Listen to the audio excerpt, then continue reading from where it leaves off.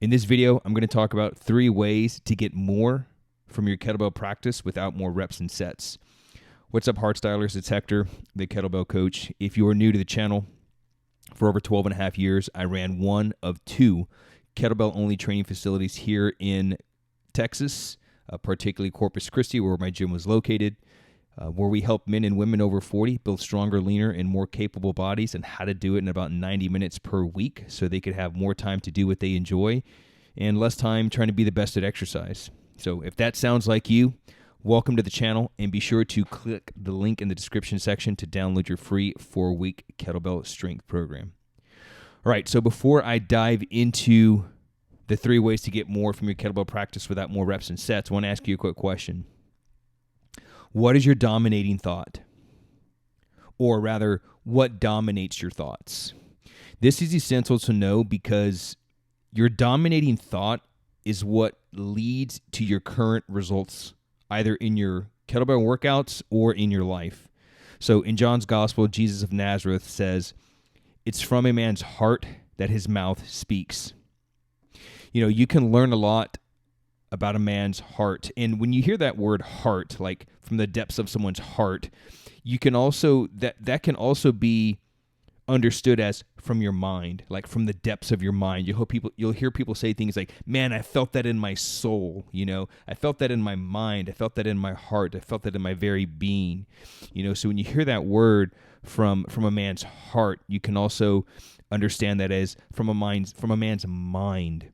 And you can learn a lot about a man's heart, i.e. mind, by what he focuses on daily, by observing his physical appearance, the look on his face, his physical condition, how he talks, and the words that he uses toward himself.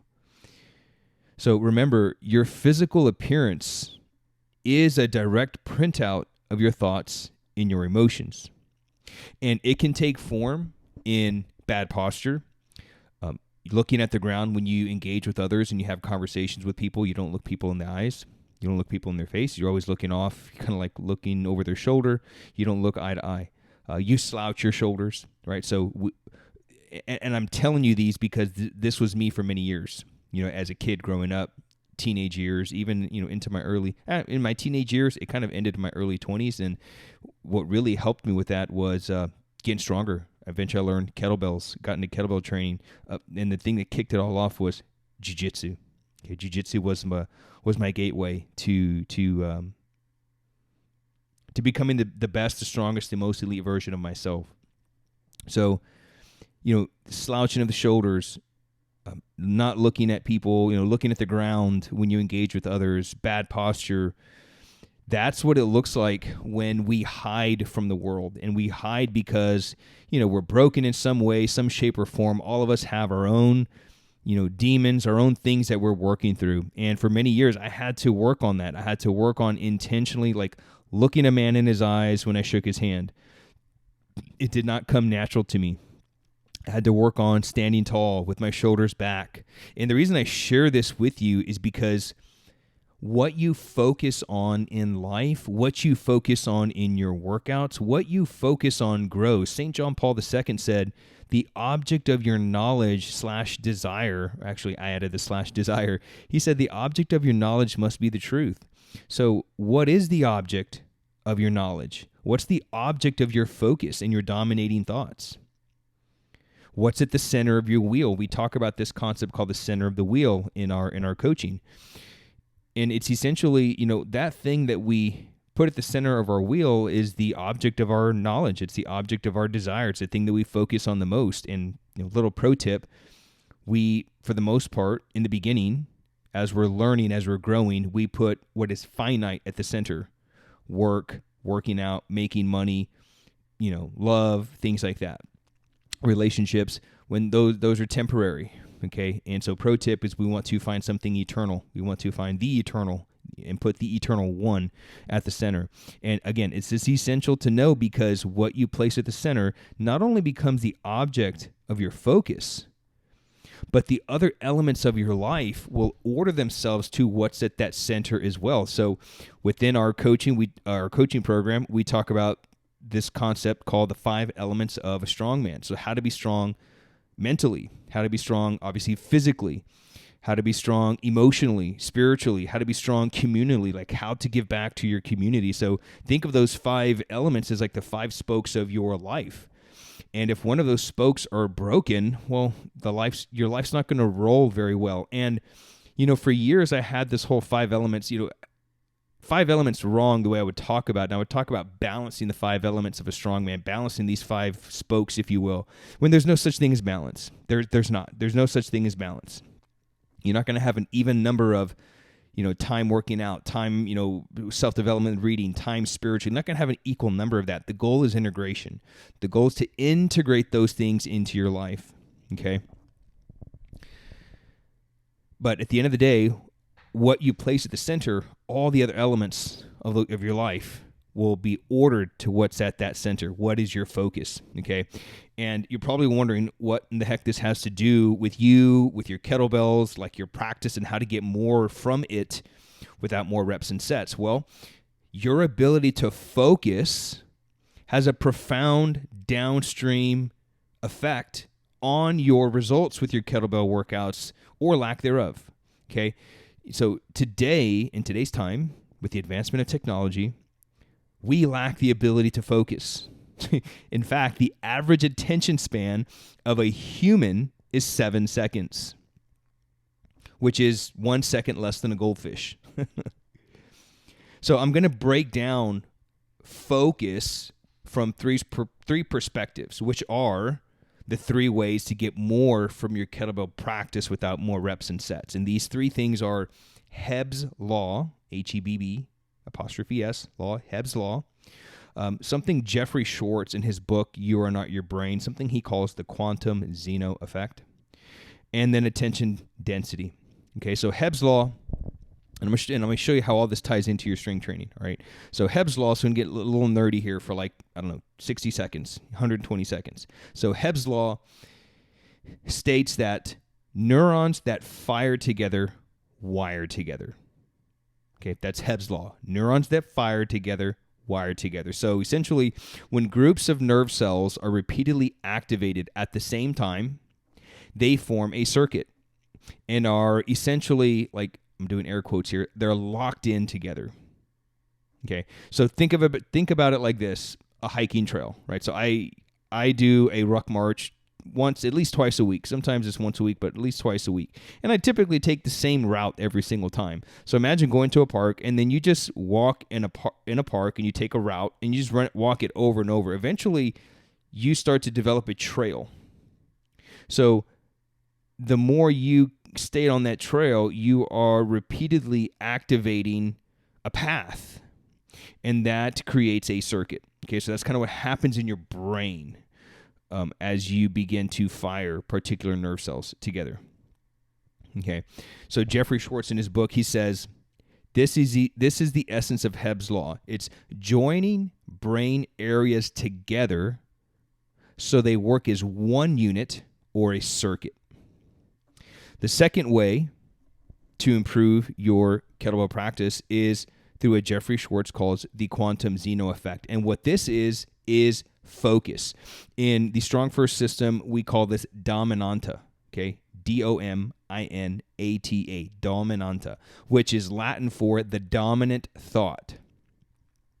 So the idea is, don't focus on the weight that you have to lift. Don't focus on how hard it's going to be. Don't focus on any of that. Focus only on the muscles that you need to contract. Focus on your breathing. Focus on getting in the right position, and everything will take care of itself. Okay. Now, here's where focus can go wrong from a strength training perspective. Generating tension, right? So Hebb's Law, the example of that from a strength training perspective would be being able to generate tension. Okay, so whenever you contract your glutes, you squeeze your grip on the kettlebell, you smash your arms into your rib cage to activate your lats, you're activating nerves neurologically, and you do that long enough, and these muscles begin to sync together, to work together. Okay, so you're stronger when these things fire together. and eventually they wire together over time. And so Hebb's law is the ability to activate those muscles.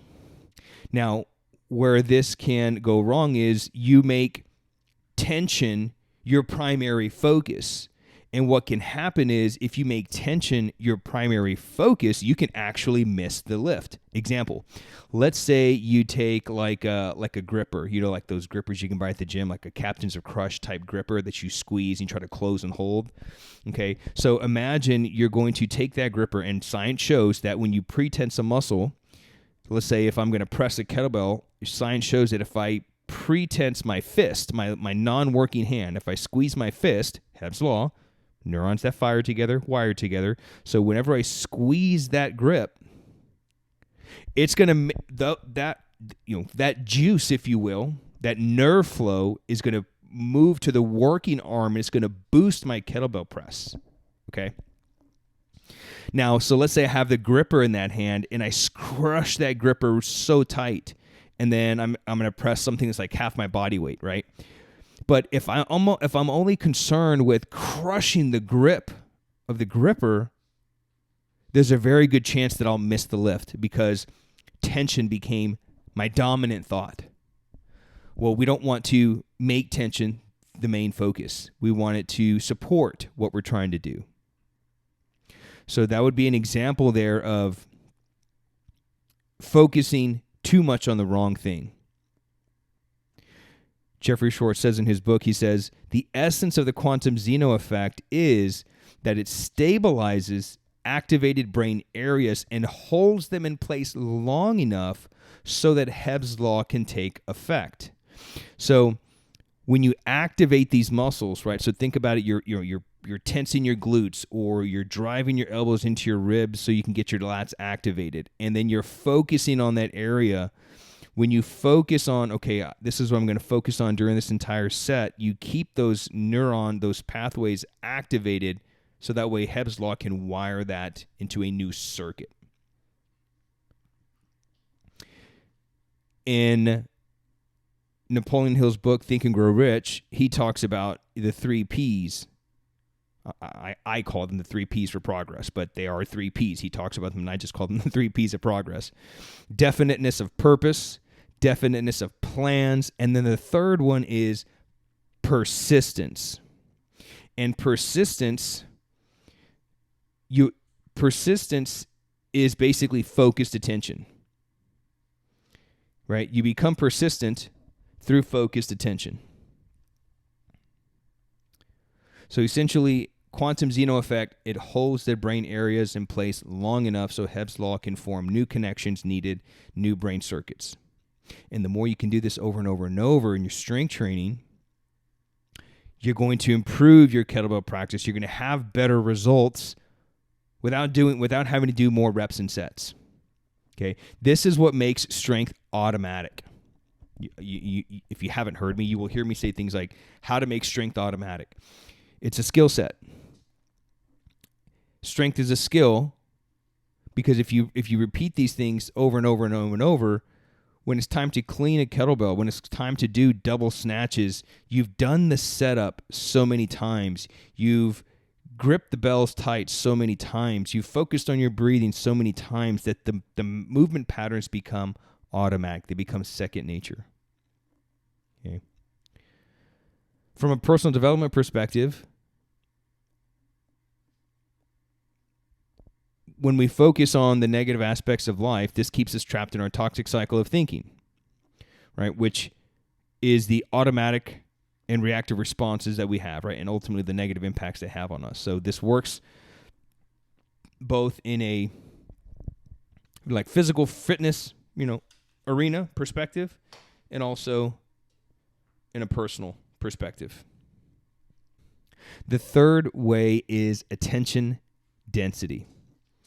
So he says here in his book, he says, repeatedly focusing your attention on something, a thought, a sensation, an event, a response, an action, over and over, the more you sustain your focus of attention on something, the denser your attention is.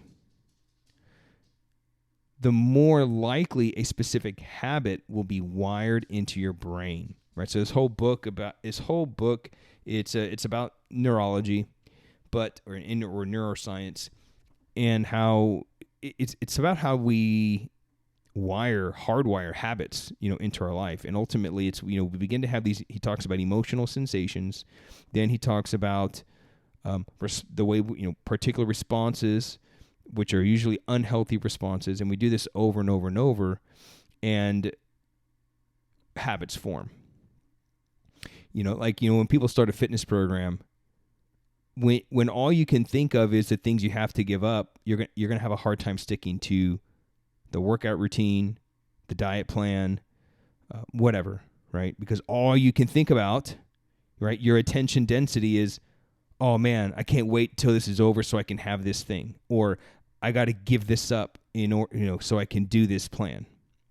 And you're just really setting yourself up for failure. So these are all things that are happening behind the scenes. You don't realize you are deploying Hebb's law, quantum Zeno effect, and attention density. So attention is what drives the quantum Zeno effect. The more you focus your attention on something, the denser your attention is. And the driving factor behind all three of these, so Hebb's law, quantum Zeno effect, and attention density, the driving factor here is focus. So on a physical fitness level, when we had our gym, I ran a gym for kettlebell only training gym for 12 and a half years.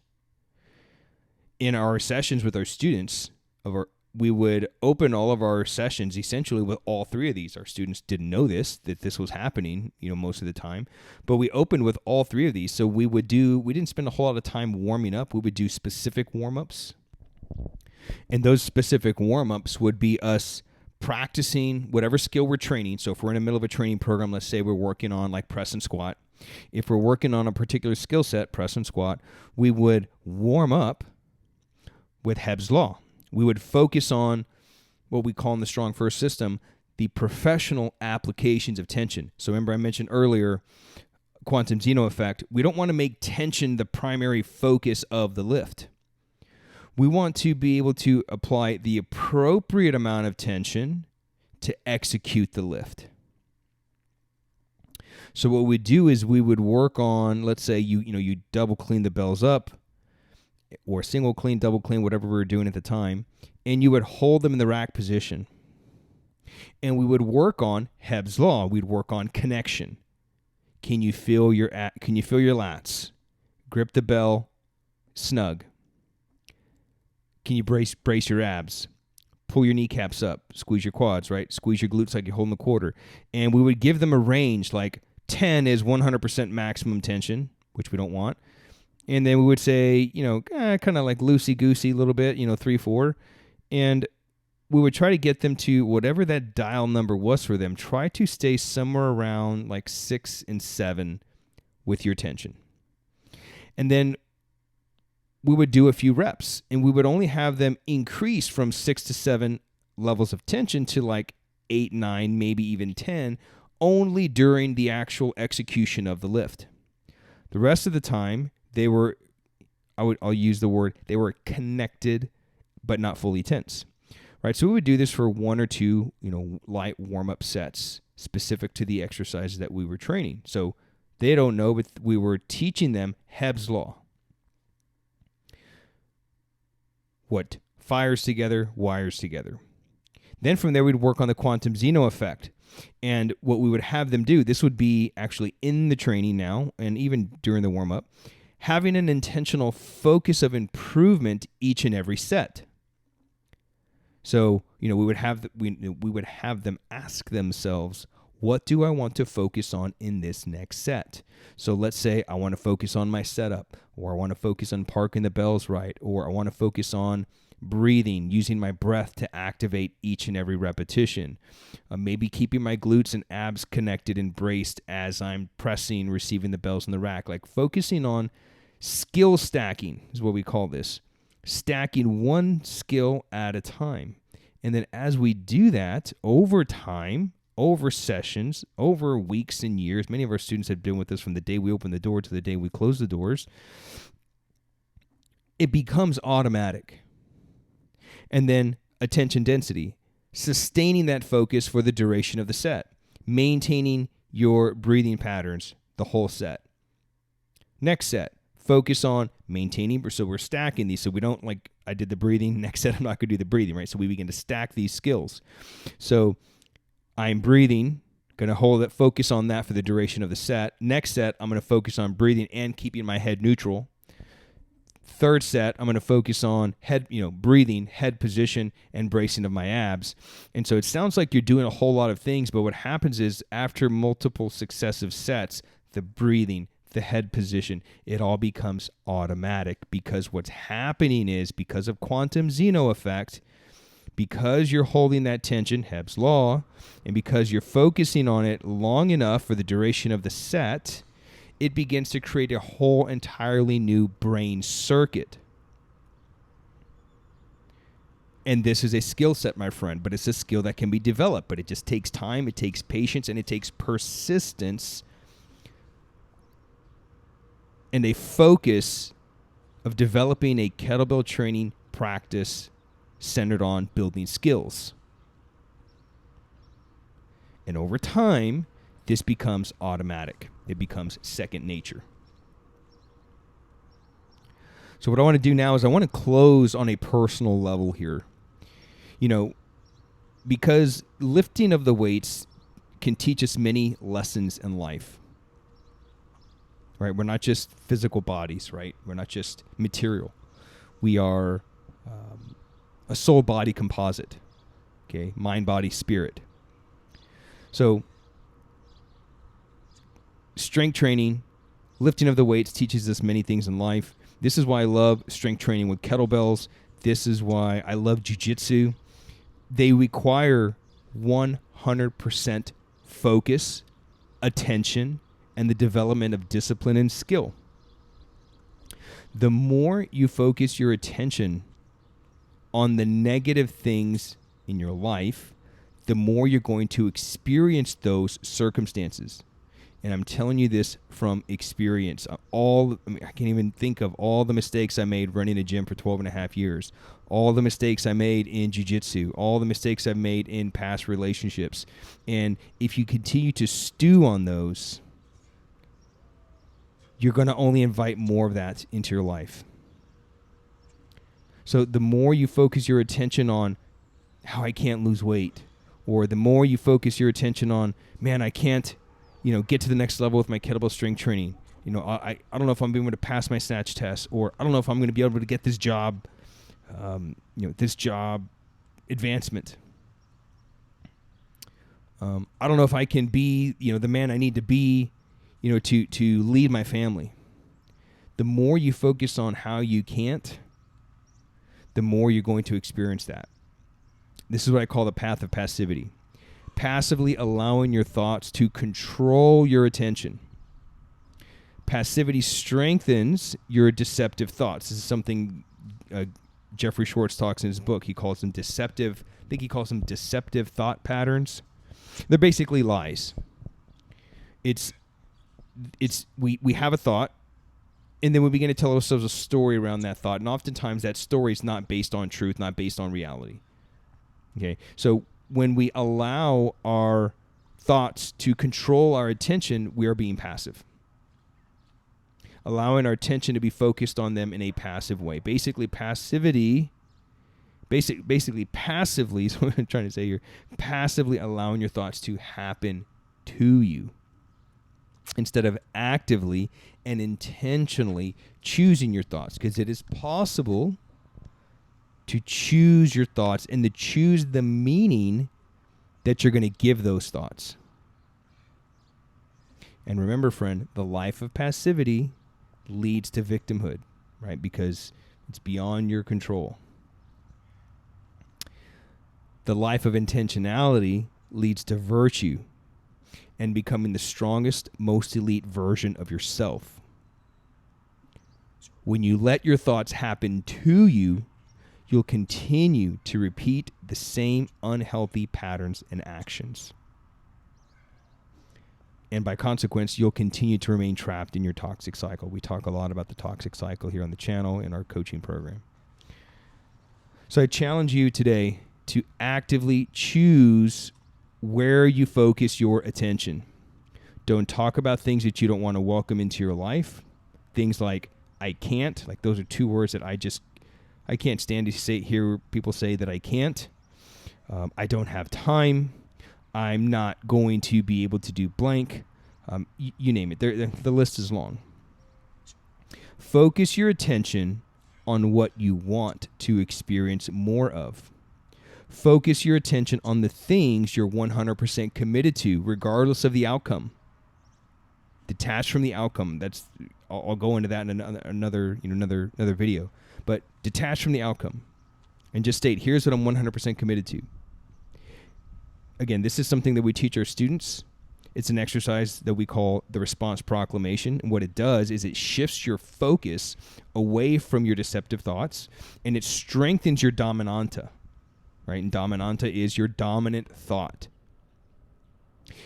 In order to be able to experience more of what you want to bring into your life, whether it's physical training or personal development, what dominates your thoughts leads to your results. We know this in life. What you focus on grows.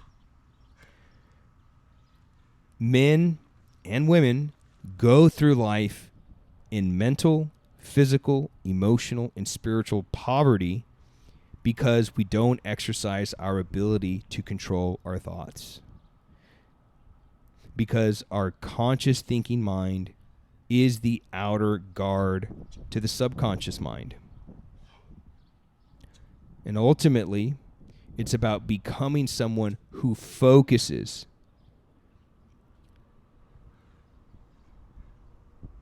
And starting to see yourself as someone that focuses.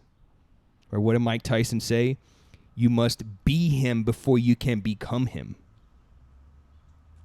And this isn't a fake it till you make it kind of thing. No, it's start integrating the attributes of the type of person you want to become.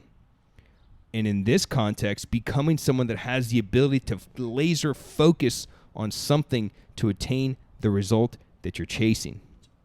So if it's in your kettlebell workouts, focusing on building skills, because those skills are going to carry over. Your skills are your default settings.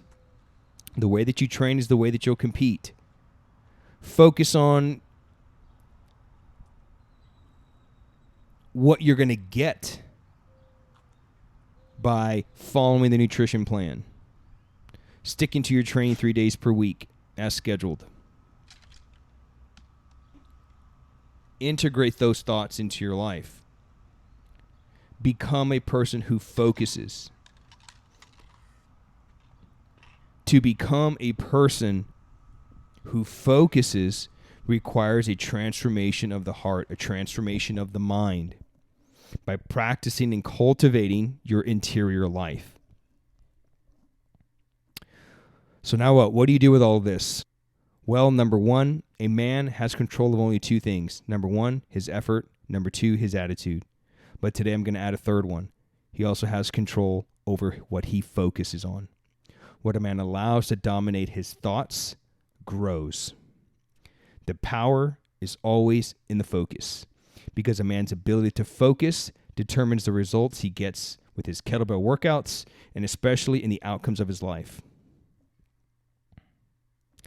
That's all I got for you today, man. Appreciate you watching. If these videos are helping you out, be sure to subscribe to the channel, hit the like button, turn on notifications for more, and I'll see you on the next episode. Peace.